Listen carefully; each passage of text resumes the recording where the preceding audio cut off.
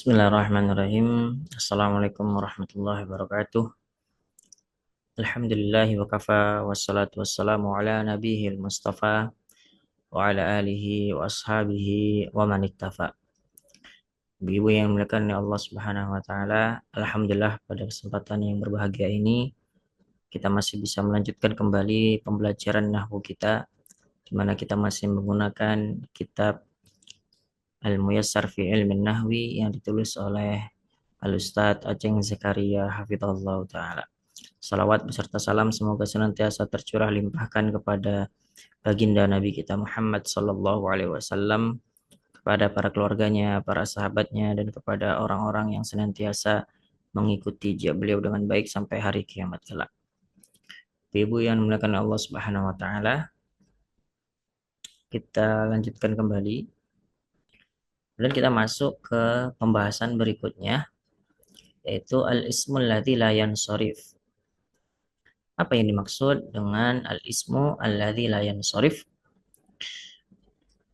Pengertiannya adalah huwa al-ismu alladzi la yadkhulu alaihi tanwin. Dia adalah sebuah isim. Ingat ini isim, bukan huruf, bukan fiil maksudnya, tapi dia isim. Isim yang seperti apa? Alladzi la yadkhul alaihi tanwin. Yang tidak bisa masuk kepadanya tanwin.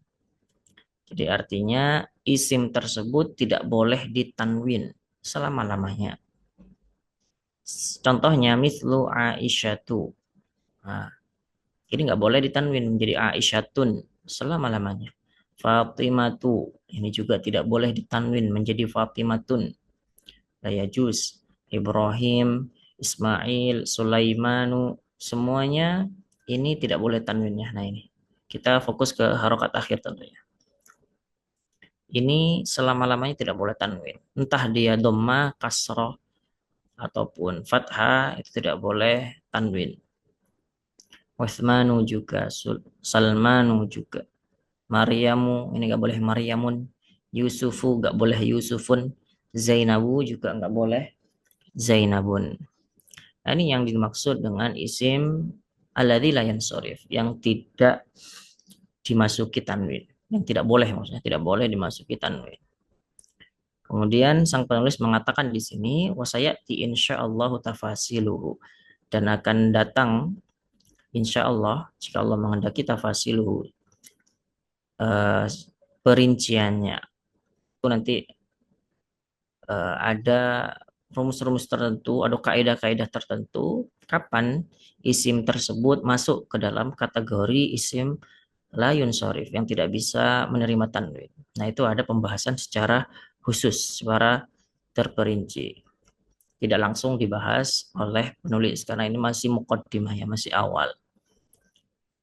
Kemudian contohnya di sini tamrinun umumiyun, latihan secara umum ya. Uzkur anwa'al asma'i fi ma ya'ti. Sebutkan jenis-jenis isim sebagai berikut. Jannatun, ini termasuk isim apa? Bisa kita katakan sebagai isim mufrad. Muflihuna, ini juga jamak mudzakkar salim, dan seterusnya. Ini juga jamak mudzakkar salim. Ayatin, ini jamak muannats salim, dan semuanya nanti bisa ditentukan ini mutsanna ya.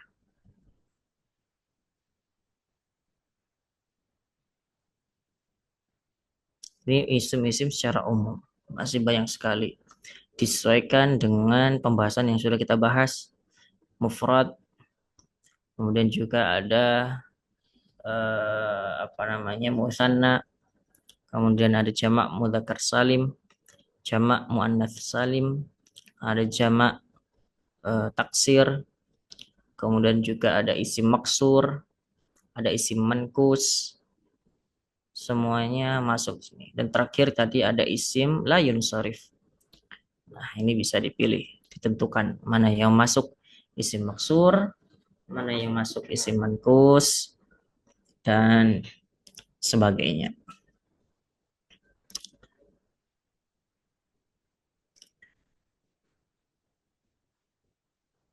Kemudian kita masuk ke al-i'rab wal bina. I'rab dan bina. Apa itu al-i'rab dan apa itu al-bina? Al-i'rab, i'rab adalah taghyiru awakhiril kalim, itu merubah akhir kata. Taghyir ini merubah atau perubahan awakhir kalim, akhir dari suatu kata. Maksudnya ini harokatnya ya. Kenapa dirubah? Bisa babi dukhulil amil, disebabkan masuknya amil, faktor. Jadi ada beberapa faktor yang bisa menyebabkan akhir dari suatu harokat tersebut berubah. Contoh di sini, mithlu hadza talibun. Nah ini. Di sini dhammah ya. Hadza talibun. Kemudian kalimat ini raaitu taliban. Kenapa di sini talibun, di sini taliban? Kok enggak di sini tolibun juga, atau di sini tolibun, atau di sini toliban, misalkan hadza toliban, nanti akan dibahas. Nah ini perubahan ini yang awalnya jadi tolibun bisa menjadi toliban, kemudian di kalimat yang ketiga marartu bi tolibin, ini kasroh ya, kasrotain. Ini perubahan-perubahan ini disebut dengan al-i'rab. Ini yang disebut dengan i'rab, berubah. Yang awalnya dhammah menjadi fathah, menjadi kasroh dan sebagainya. Itu disebut i'rab. Adapun yang kedua yaitu al-bina. Apa itu bina? Tentu bina di sini lawan dari i'rab. Sehingga definisinya adalah luzumu, tetapnya ya, tetapnya akhir dari sebuah kata, kalimat, di harokatnya selama-lamanya tetap tidak berubah, halatan wahidatan, dalam satu kondisi, satu keadaan. Contoh di sini huwa. Huwa selama-lamanya dimanapun dia posisinya pasti dia tetap huwa ya. Di sini harokatnya. Kita fokus ke harokat akhir ya. Nah ini huwa selama-lamanya dia pasti fathah. Nggak mungkin kita rubah menjadi huwi atau menjadi dhammah huwu gitu ya. Anta juga selama-lamanya dia fathah. Nggak mungkin menjadi anti. Karena kalau dia menjadi anti berubah terjemahannya. Di anta selamanya anta, gak bisa berubah menjadi antu misalnya gitu ya. Nahnu juga selama-lamanya dia dhamma, gak mungkin menjadi kasroh, nahni, kemudian nahna menjadi fathah. Ana juga sama, selama-lamanya dia panjang seperti ini ya. Hadihi juga sama. Nah harokat-harokat ini yang tidak bisa berubah dengan berbagai macam faktor, maka dia disebut dengan al-bina. Disebut dengan bina karena tidak bisa berubah harokat akhirnya meskipun dimasuki oleh beberapa faktor.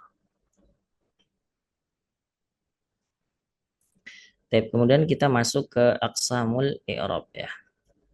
Aqsamul i'rab, pembagian i'rab.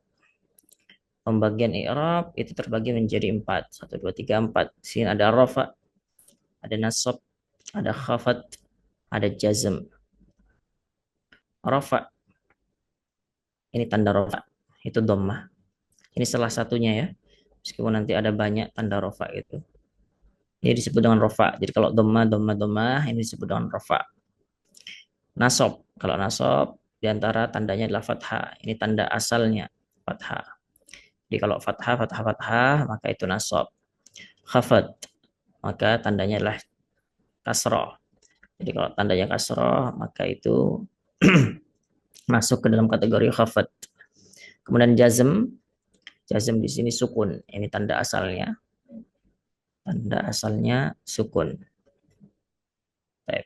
Jadi kalau rafa itu dhamma, kalau nasab itu fathah, khafat itu kasroh, jazm itu sukun. Ini tanda dasarnya, tanda asalnya. Kemudian disebutkan di sini falil asma'i min dalika, dan untuk isim-isim dari i'rab di atas ini adalah rafa, nasab dan khafat. Hanya 3 ini aja untuk isim. pembagian isim itu hanya tiga, rofa, nasab, dan khafat. Adapun jazm ini tidak ya, tanpa jazm. Jadi untuk isim tidak ada yang namanya jazm.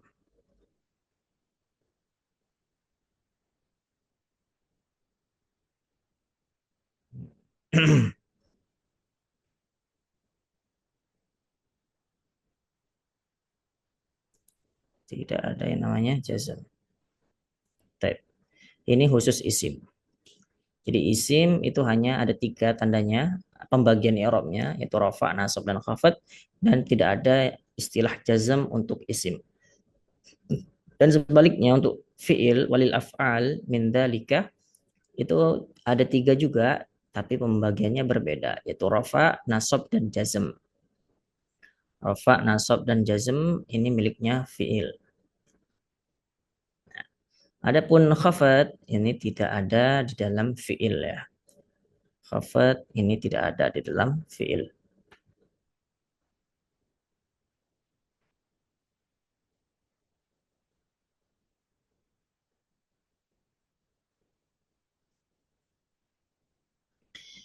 Sehingga masing-masing isim dan fi'il itu hanya ada tiga pembagian i'rab.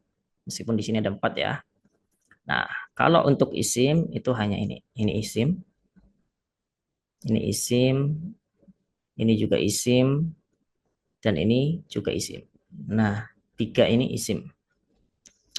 Adapun untuk fi'il, maka fi'il kita kasih warna ini ya.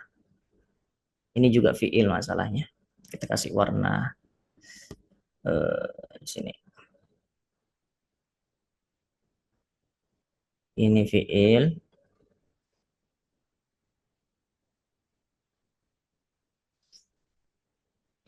ini juga ini fi'il ya.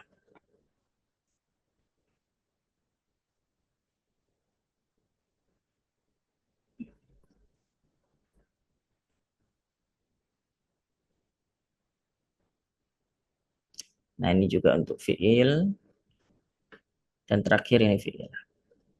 Nah, jadi untuk isim itu tiga, rofa, nasab, khafat. Untuk fi'il juga tiga, rofa, nasab, dan jazm. Yang beda itu hanya ini aja. Khafat ini khusus isim, jazm ini khusus fi'il. Adapun rofa dan nasab ini bisa masuk ke isim dan fi'il.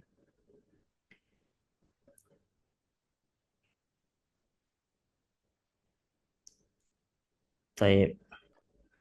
Kemudian di sini al-ismu itu terbagi menjadi dua berarti ya. Sebagaimana tadi ada disebutkan al-i'rab wal bina, maka isim ini terbagi menjadi dua. Ada isim yang mabni, ada isim yang mu'rab. Kalau mabni tidak ada istilah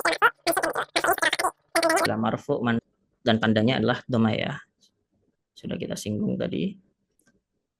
Yang marfu itu dhamma. Kalau mansub atau nasab ini adalah